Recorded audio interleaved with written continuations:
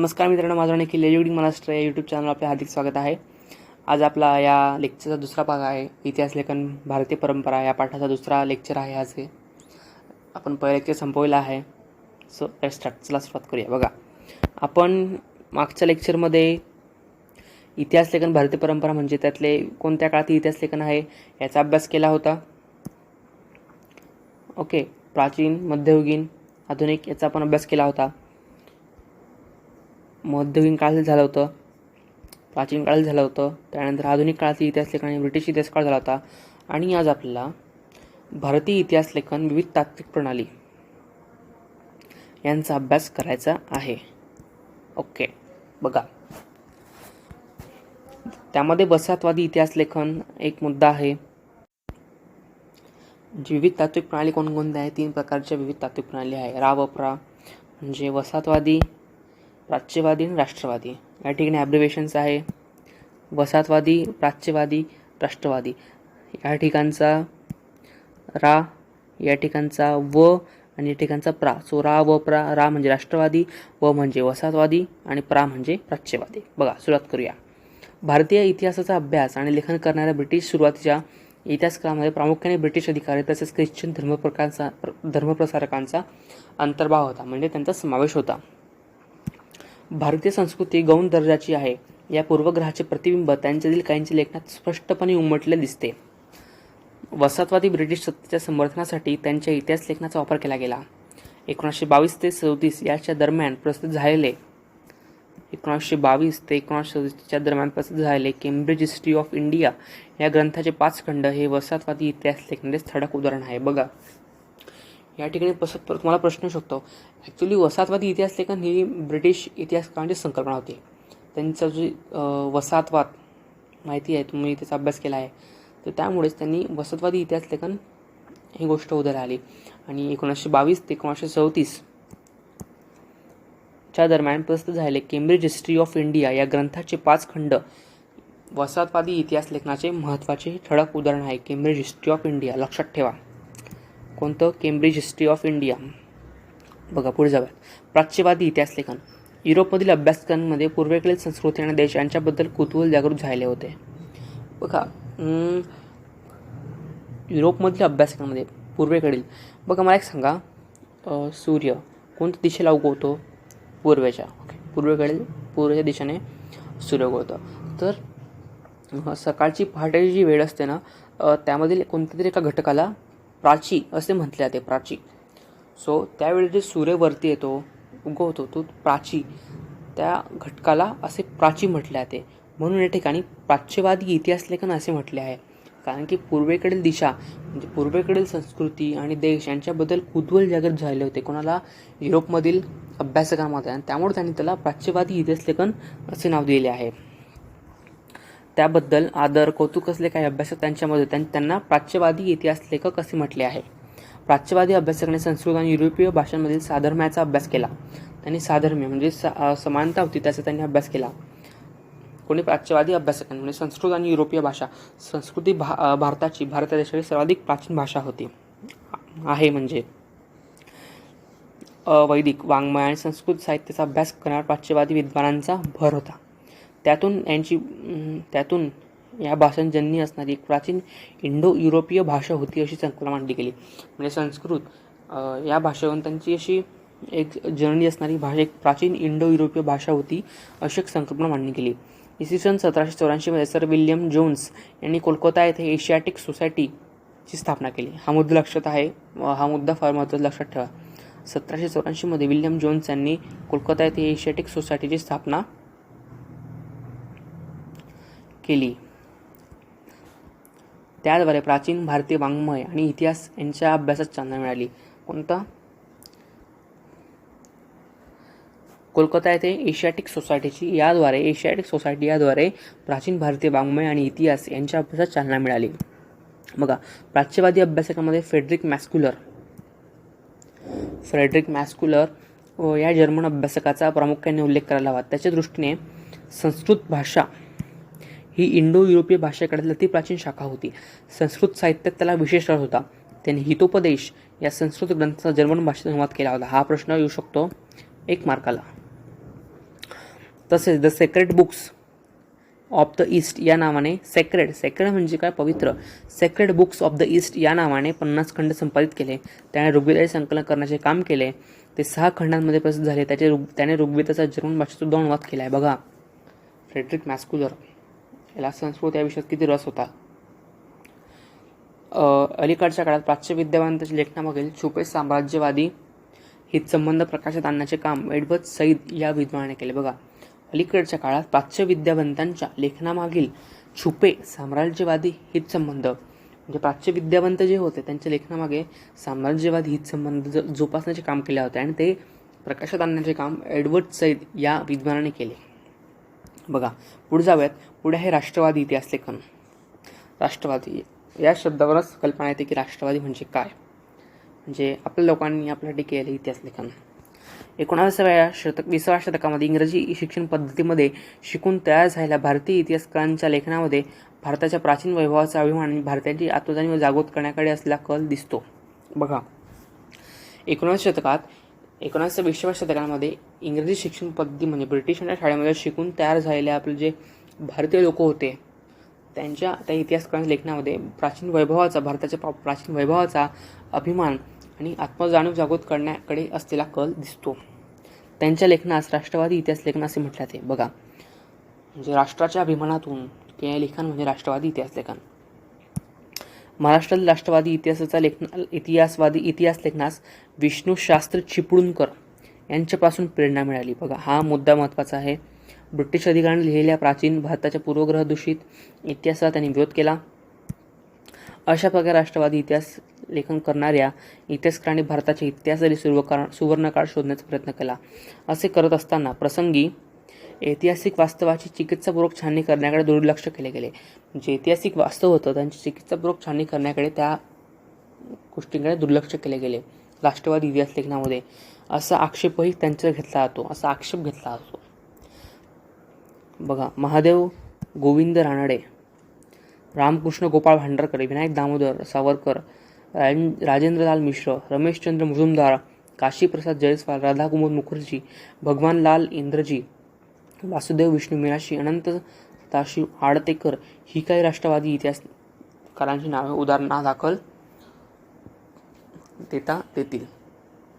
बघा, या ठिकाणी तुम्हाला एक कृती येऊ शकते की राष्ट्रवादी इतिहासकारांची नावे सांगा.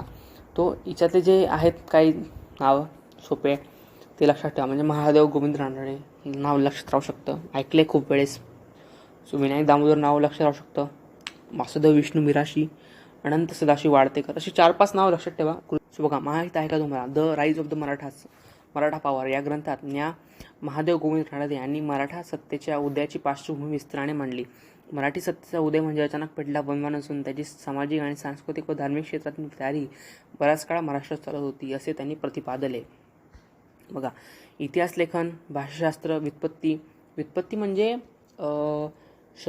शब्दांची मांडणी, व्युत्पत्ती. ओके, इतिहास लेखन, भाषाशास्त्र, व्युत्पत्ती, व्याकरण अशा अनेक विषयांवर मूलभूत संशोधन करणारे आणि मराठी भाषेतून लेखन करणारे इतिहासकार म्हणून राजवाडे परिचित आहे. आपला इतिहास आपण लिहिला पाहिजे याचा पुरस्कार त्यांनी केला. कोणी? विका राजवाडे. मराठ्यांच्या इतिहासाची साधने असं शीर्षक असणारे 22 खंड त्यांनी संपादित केले. त्यातील त्यांच्या प्रस्तावना अत्यंत अभ्यासपूर्ण आहेत. त्यातील महत्त्वाची गोष्ट म्हणजे इतिहास म्हणजे भूतकालीन समाजाचे सर्वांगीण समग्र जीवनदर्शन, केवळ राजकीय घडामोडी, सत्तांतरांसाठी केलेली कट कारस्थाने, युद्ध यांचीच हकीकती नव्हेत असे त्यांचे मत होते. आणि हेच आपण केव्हा पाहिलं होतं? ॲनल्स प्रणालीमध्ये आपण हे पाहिलं होतं. आठवत असेल तर बघा, अस्सल कागदपत्रांच्याच आधारे इतिहास लिहिला गेला पाहिजे असा त्यांचा आग्रह होता. याचा आग्रह अजून कोणाचा होता? आठवा. आपलं पाश्चात्य विचारवंतांमध्ये बघा, आठवलं सांगा मला कमेंट्समध्ये. इतिहास संशोधनाच्या कार्यासाठी विका राजवाडे यांनी पुण्यात 7 जुलै 1910 रोजी भारत इतिहास संशोधक मंडळ स्थापन केले. मानवी इतिहास काल, स्थल यांनी बदल झालेला आहे. कोणत्याही प्रसंगाचे वर्णन द्यायचे म्हटले म्हणजे त्या प्रसंगाचा परिष्कार विशिष्ट कालावर विशिष्ट स्थलावर पासून दाखवला पाहिजे. काल, स्थल व व्यक्ती या त्रयाची जी सांगड तिलाच प्रसंग ऐतिहासिक संज्ञा देता येते असे विका राजवाडे यांचे म्हणणे होते. भारतीयांनी ब्रिटिशांविरुद्ध दिलेल्या स्वातंत्र्य लढ्याला प्रेरणा देण्यासाठी राष्ट्रवादी इतिहास त्यांना चोपक झाला. प्रेरणा, मोटिवेशन म्हणू शकतो आपण त्याला. त्यामध्ये स्वातंत्र्यवीर विंदा सावरकर यांनी the Indian war of independence म्हणजे 1857चे स्वातंत्र्य समर या पुस्तकाचे विशेष महत्त्व आहे. राष्ट्रवादी इतिहास लेखनाच्या प्रभावामुळे प्रादेशिक इतिहास लिहिण्यासही चालना मिळाली. राष्ट्रवादी म्हणजे काय? राष्ट्रीय ऐक्याचे इतिहास लेखन होत असल्यामुळे प्रादेशिक इतिहास लेखनासाठी सुद्धा चालना मिळाली. दक्षिण भारताच्या भौगोलिक वैशिष्ट्यांकडे आणि इतिहासाकडे इतिहासकारांचे लक्ष स्वतंत्रपणे वेधले गेले. आता आपण या ठिकाणी भारतीय इतिहास लेखन विविध तात्विक प्रणाली म्हणजे वसाहतवादी पाहिली, प्राच्यवादी पाहिली, राष्ट्रवादी पाहिली. आता आपल्याला स्वातंत्र्योत्तर काळातील इतिहास लेखन आणि त्यामध्ये कोणत्या नव्या वैचारिक प्रवाहांचा समावेश झाला त्यांचा अभ्यास करायचा आहे. बघूयात. एकीकडे राजघरांच्या इतिहासावर भर देणारे इतिहास लेखन केले जात असताना सांस्कृतिक, सामाजिक, आर्थिक इतिहासही लिहिण्यास सुरुवात झाली होती. स्वातंत्र्योत्तर काळात समाज, विज्ञान, अर्थव्यवस्था, राजकीय प्रणाली, धार्मिक विचारसरणी, सांस्कृतिक पैलू यांचा इतिहास अभ्यासण्याची आवश्यकता विचारवंतांना वाटू लागली होती. या काळातील इतिहास लेखनात प्रामुख्याने 3 नवे वैचारिक प्रवाह आढळतात. बघा, मार्क्सवादी इतिहास, वंचितांचा इतिहास म्हणजे सबऑल्टर्न इतिहास आणि स्त्रीवादी इतिहास. बघा, मार्क्सवादी इतिहास. मार्क्सवादी इतिहासकारांच्या लेखनात आर्थिक व्यवस्थेतील उत्पादन साधने, पद्धती आणि उत्पादनाच्या प्रक्रियेतील मानवी संबंध यांचा विचार मध्यवर्ती. बघा, आपण कार्ल मार्क्स हा जो पाश्चात्य विचारवंत होता याचा अभ्यास आपण पहिल्या पाठात केला आहे. त्यामध्ये पण त्यांनी सांगितलं होतं की उत्पादन साधने ही विशिष्ट व्यक्तींकडे असल्यामुळे समाजामध्ये वर्ग संघर्ष निर्माण होतो. त्यामुळे ज्यांच्याकडे उत्पादन साधनाची मालकी असते ते इतर लोकांचे आर्थिक शोषण करतात. प्रत्येक सामाजिक घटनेचा सर्वसामान्य लोकांवर काय परिणाम होतो याचे विश्लेषण करणे हे मार्क्सवादी इतिहास लेखनाचे महत्त्वाचे सूत्र होते. सामाजिक घटनेचा सर्वसामान्य लोकांवर काय परिणाम होतो हे विश्लेषण करणे मार्क्सवादी इतिहास लेखनाचे महत्त्वाचे सूत्र होते. मार्क्सवादी इतिहासकारांनी जाती व्यवस्थेत होत गेल्या बदलांचा अभ्यास केला. भारतामध्ये मार्क्सवादी इतिहास लेखन पद्धतीचा अवलंब प्रभावी रीतीने करणाऱ्या इतिहासकारांमध्ये हे नाव लक्षात ठेवतील तुम्हाला: दामोदर धर्मानंद कोसंबी, कॉम्रेड श्रीपाद अमृत डांगे, रामशरण शर्मा, कॉम्रेड शरद पाटील इत्यादींचे योगदान महत्त्वाचे आहे. डांगे हे भारतीय कम्युनिस्ट पक्षाच्या संस्थापक सदस्यांपैकी एक होते. त्यांचे प्रिमिटिव्ह कम्युनिझम टू स्लेव्हरी हे पुस्तक मार्क्सवादी इतिहास लेखनाचे उदाहरण आहे. बघा, तुम्हाला प्रश्न येऊ शकतो की मार्क्सवादी इतिहास लेखनाचे इतिहासकार कोणते? तर तुम्हाला या ठिकाणी लिहावं लागेल: दामोदर धर्मानंद कोसंबी, कॉम्रेड श्रीपाद अमृत डांगे, रामशरण शर्मा, कॉम्रेड शरद पाटील. पुढे आहेत वंचितांचा इतिहास, सबऑल्टर्न इतिहास, सबऑल्टर्न हिस्ट्री. वंचित समूहांचा इतिहास लिहिण्याची सुरुवात मार्क्सवादी इतिहास लेखनाच्या परंपरेतूनच झाली असे म्हणता येईल. इतिहास लेखनाची सुरुवात समाजाच्या तळाशी असलेल्या सर्वसामान्य लोकांच्या स्तरापासून करायला पाहिजे ही कल्पना मांडण्यामध्ये अँटोनियो ग्राम्ची या इटल्यान तत्त्वज्ञाचे स्थान महत्त्वाचे आहे. बघा, कोणती कल्पना त्याची की इतिहास लेखनाची सुरुवात समाजाच्या तळाशी असलेल्या सर्वसामान्य लोकांच्या स्तरापासून करायला हवी असं त्याचं मत होतं. वंचितांचा इतिहास लिहिण्यासाठी लोकपरंपरा हे एक महत्त्वाचे साधन मानले गेले. वंचितांच्या इतिहासाला एक महत्त्वाची विचारसरणी म्हणून स्थान मिळवून देण्याचे महत्त्वाचे कार्य रणजित गुहा या भारतीय इतिहासकाराने केले. परंतु त्यापूर्वीच भारतामध्ये वंचितांचा इतिहासाचा विचार महात्मा ज्योतिराव फुले, डॉक्टर बाबासाहेब आंबेडकर यांच्या लेखनातून मांडलेला दिसतो. महात्मा फुले यांनी गुलामगिरी या पुस्तकात शूद्र ते शूद्रांचा इतिहास नव्याने उलगडून दाखवला. धर्मांच्या नावाखाली स्त्रिया, शूद्र, अतिशूद्र यांच्या होणाऱ्या शोषणाकडे लक्ष वेधले गेले. भारताच्या सांस्कृतिक आणि राजकीय घडणी दलित वर्गाचा मोठा वाटा आहे. भारताच्या वसाहतवादी, राष्ट्रवादी इतिहास लेखनात त्याकडे दुर्लक्ष केले गेले. कशाचा? सांस्कृतिक दलित वर्गाकडे दुर्लक्ष केले गेले. डॉक्टर बाबासाहेब आंबेडकरांनी ही गोष्ट केंद्रस्थानी ठेवून सतत लेखन केले. त्यांनी केलेल्या विपुल लेखनापैकी who were the Shudras, the untouchables हे ग्रंथ वंचितांच्या इतिहासाचे उदाहरण म्हणून सांगतील. हे उदाहरण तुम्हाला लक्षात ठेवावे लागतील. स्त्रीवादी इतिहास. भारतीय इतिहास लेखनाच्या क्षेत्रात सुरुवातीस प्रामुख्याने पुरुष अभ्यासक कार्यरत असल्यामुळे भारतीय इतिहासातील स्त्रियांचे स्थान आणि त्यांची कामगिरी हा विषय तुलनेत दुर्लक्षित राहिला होता. म्हणजे सुरुवातीला इतिहास लेखनामध्ये पुरुषांचाच मोठ्या प्रमाणात अंतर्भाव होता. त्यावर अधिक प्रकाश टाकणे स्त्रीवादी इतिहासकारांपुढे पहिले आव्हान होते. तसेच स्त्रियांनी निर्मिलेल्या साहित्याचे संशोधन आणि संकलन करणे आवश्यक होते. म्हणजे ॲक्च्युली स्त्रीवादी दृष्टिकोन आणण्यासाठी स्त्रियांनी निर्मिलेल्या साहित्याचे संशोधन करणे आणि संकलन करणे आवश्यक होते. इतिहासातील स्त्रियांच्या स्थानाचा विचार नव्याने होणे आवश्यक होते. त्यानंतर 19व्या शतकात स्त्रियांविषयी लेखन करणाऱ्या लेखिकांमध्ये ताराबाई शिंदे यांचं नाव अग्रणी आहे. त्यांनी पुरुषप्रधान व्यवस्था आणि जातीव्यवस्था यांना विरोध करणारे लेखन केले. ताराबाई शिंदे सन 1882 मध्ये सुप्रसिद्ध झालेले स्त्री पुरुष तुलना आहे त्यांचे पुस्तक भारतातील पहिले स्त्रीवादी लेखन समजले जाते. बघा कोणतं, स्त्री पुरुष तुलना हे सर्वात पहिलं लेखन केलं गेलं होतं. कशावर? स्त्रीवादी लेखन. सन 1888 मध्ये पंडित रमाबाई यांचे the high caste Hindu woman हे पुस्तक प्रसिद्ध झाले. कोणाचे? पंडिता रमाबाई यांचे the high caste Hindu woman. स्वातंत्र्योत्तर काळात झालेले लेखन स्त्रियांना त्यांच्या घरी आणि कामाच्या ठिकाणी मिळणारी वागणूक, त्यांचा राजकीय समानतेचा हक्क यांसारख्या विविध विषयांवर केंद्रित झाले दिसतात. अलीकडच्या काळात प्रसिद्ध झालेल्या स्त्रीवादी लेखनात मीरा कोसंबी यांच्या crossing thresholds feminist essays in social history या पुस्तकाचा उल्लेख करता येईल. त्यात महाराष्ट्रातील पंडित रमाबाई, भारतातील पहिल्या कार्यदर्शी डॉक्टर रखमाबाई यांसारख्या स्त्रियांच्या जीवनावरील निबंध आहेत. महाराष्ट्रामध्ये दलित स्त्रियांच्या दृष्टिकोनातून सामाजिक वर्ग, जात इत्यादी बाबींच्या संदर्भात लेखन केले गेले आहे. त्यामध्ये शर्मिला रेगे यांचे लेखन महत्त्वाचे आहे.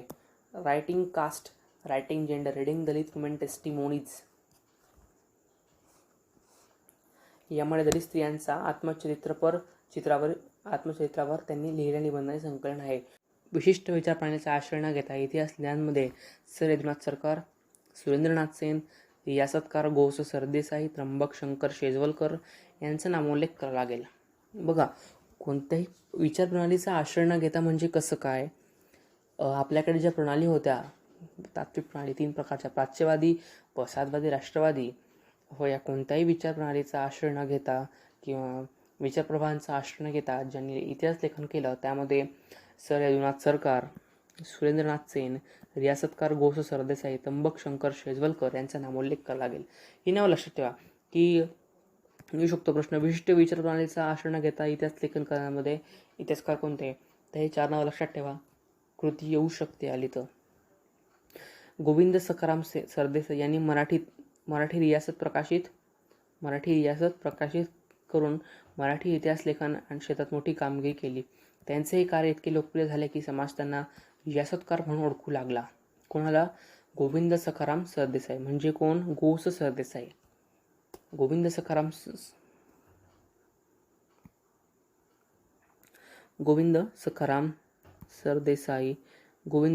सरदेसाई रियासतकार या नावाने ओळखू लागला. त्यांनी मराठ्याचा समग्र इतिहास अनेक खंडात प्रकाशित केला. हे लक्षात ठेवा की कोणाला रियासतकार म्हणत? गोविंद सखाराम सरदेसाई यांना रियासतकार असे म्हणत. अलीकडच्या काळात यदी फडके, रामचंद्र गुहा इत्यादी संशोधकांनी आधुनिक इतिहास लेखनात महत्त्वाची कामगिरी बजावली आहे. भारतीय इतिहास लेखनात भारतात उदयाला आलेल्या सामाजिक आणि राजकीय चळवळींचा प्रभाव होता. त्यांच्या बरोबरीने भारतीय इतिहास लेखनाची परंपरा स्वतंत्रपणे समृद्ध विकसित होत गेलेली दिसते. बघा आज आपण या ठिकाणी इतिहासाचा दुसरा पाठ आहे, इतिहास लेखन भारतीय परंपरा, हा संपवलेला आहे 2 लेक्चरमध्ये. हे आपलं दुसरं लेक्चर होतं. या लेक्चरमध्ये आपण काय काय अभ्यास केला एकदा रिव्हिजन करून घेऊ. बघा मागच्या लेक्चरमध्ये आपण इथपर्यंत पाहिलं होतं. आता आपल्या इथून सुरुवात केली होती आज आपण. भारतीय इतिहास लेखनाची विविध तात्विक प्रणाली कोणकोणत्या आहेत? वसाहतवादी प्रणाली आहेत. त्यामध्ये आपण हे तुम्हाला महत्त्वाचं लक्षात ठेवायचं आहे. 1 मिनटं. काय लक्षात ठेवायचं आहे या ठिकाणी? हे लक्षात ठेवायचं आहे, हे मेन आहे. नंतर प्राच्यवादी इतिहास लेखनामध्ये सर विल्यम जोन्स यांनी कोलकाता येथे एशियाटिक सोसायटी स्थापना केली, हे मेन आहे. त्यानंतर परत फ्रेडरिक मॅस्कुलर यांचा आहे हितोपदेश या ग्रंथाचा अनुवाद संस्कृत भाषेत केला, जर्मन भाषेत केला. Sacred books of the east या नावाने 50 खंड संपादित केले, याचा अभ्यास करायचा आहे. त्यानंतर ऋग्वेदाचा जर्मन भाषेत अनुवाद केला, हे पण लक्षात ठेवा. अलीकडच्या काळात प्राच्यविद्याचे हे काही विशेष नाही एवढं. तर राष्ट्रवादी इतिहास लेखनात, राष्ट्रवादी इतिहास लेखन म्हणजे काय, ही पहिली तुम्हाला प्रश्न टाकतो, ते लिहा तुम्ही.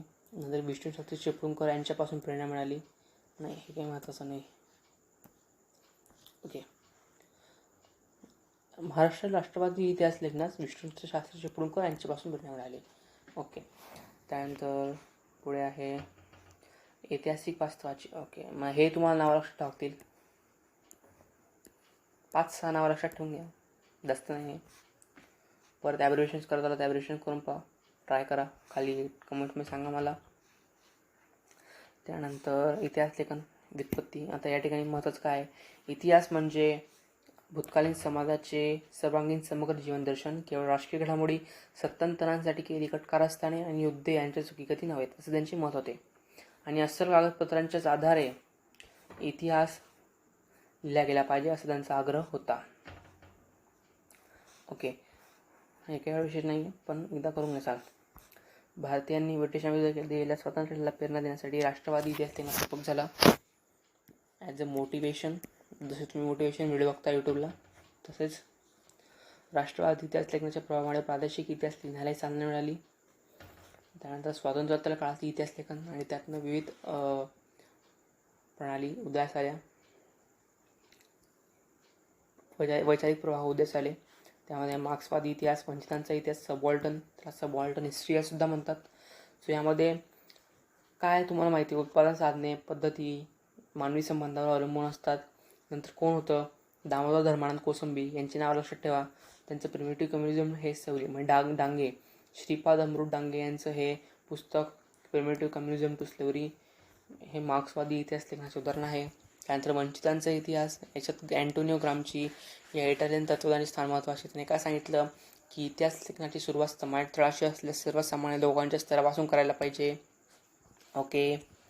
त्यानंतर पुढे आहे एक महत्त्वाचे साधन मानले गेले आहे. वंचितांच्या इतिहासाला एक महत्त्वाचे विषय म्हणून स्थान मिळवण्याचं काम रणजित गुहा या भारतीय इतिहासकारांनी केले.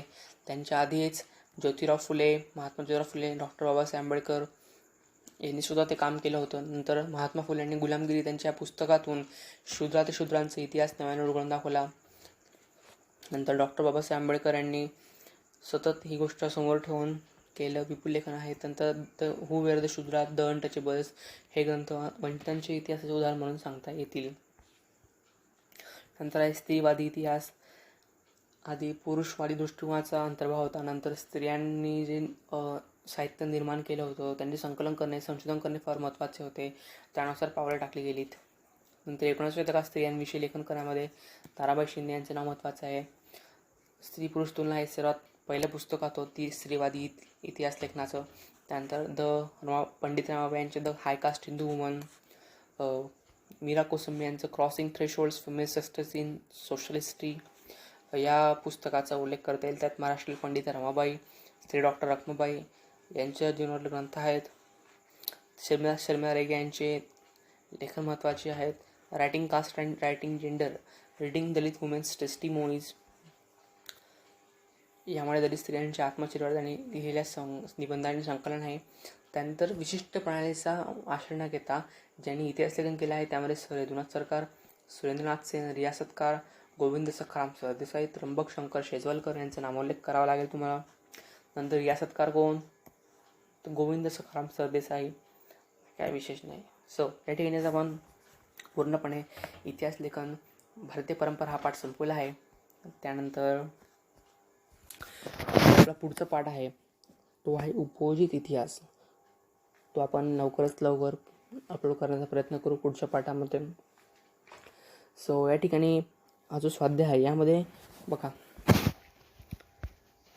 भारतीय पुरातत्व सर्वेक्षण खात्याचे संचालक कोण होते पहिले, अलेक्झांडर कनिंगहॅम. पाहिला आपण. हितोपदेश कोणी केला, फ्रेडरिक मॅक्सम्युलर. त्यानंतर हू वेअर द शूद्राज, वंचितांचा इतिहास, स्त्री पुरुष तुलना, स्त्रीवादी इतिहास लेखन, मार्क्सवादी. बघा या ठिकाणी चुकीची जोडी कोणती आहे, the Indian war of independence हे राष्ट्रवादी इतिहास लेखन आहे. नंतर आहे प्रादेशिक इतिहास लेखनाला चालना काय मिळाली? राष्ट्रवादी इतिहास लेखन झाल्यामुळे चालना मिळाली. बखर हा ऐतिहासिक साहित्यातील महत्त्वाचा प्रकार आहे. हो, त्यामध्ये पराक्रमे, युद्धांची वर्णने असतात. त्यामुळे मार्क्सवादी इतिहास लेखन म्हणजे काय? उत्पादन साधनेत लिहून घ्या तुम्ही, त्यात दिलेलं आहे. इतिहासाचार्य वि. क. राजवाडे यांचे इतिहासातील योगदान महत्त्व करा. त्यांनी काय सांगितलं होतं की कसून छाननी करावी. परत त्यांचा जो एक मुद्दा होता तो असा होता की इतिहास म्हणजे भूतकालीन समाजाचे सर्वांगीण समग्र जीवन दर्शन किंवा राजकीय घडामोडी, सत्तांतरांसाठी कारस्थाने आणि मुद्दे यांच्या हकीकती नव्हेत. ओके, आता बघा या ठिकाणी दिलं आहे तुम्हाला. पुढील तक्ता पूर्ण करामध्ये आलेला आहे. James Mill the history of British India, James Grant Duff history of Marathas. त्या ठिकाणी द हिस्ट्री ऑफ इंडियामध्ये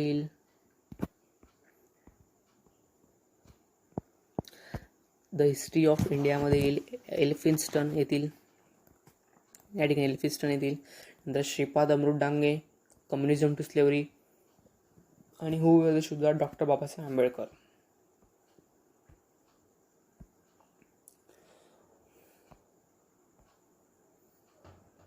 काश्मीरचा इतिहास ग्रंथ कल्हण हे सोडून घ्या तुम्ही, काही विषय नाही आहे. नंतर पुढील संकल्पना स्पष्ट करा. प्राच्यवादी इतिहास लेखन म्हणजे काय? प्राची कोणाचा समावेश होता? राष्ट्रवादी इतिहास लेखन म्हणजे काय? पण त्यांचा इतिहास म्हणजे काय शोधा. सो आज आपण या ठिकाणी इतिहास लेखन भारतीय परंपरा हा पाठ संपवलेला आहे. आणि लवकरच आपण पुढच्या जे लेक्चर असेल त्यामध्ये आपण हा जो पुढचा धडा आहे कोणता आहे, उपोजित इतिहास, या पाठाला सुरुवात करूयात. So thank you. आज आपले लेक्चर संपले आहे आणि पुढच्या लेक्चरमध्ये लवकरच भेटूया. थँक्यू.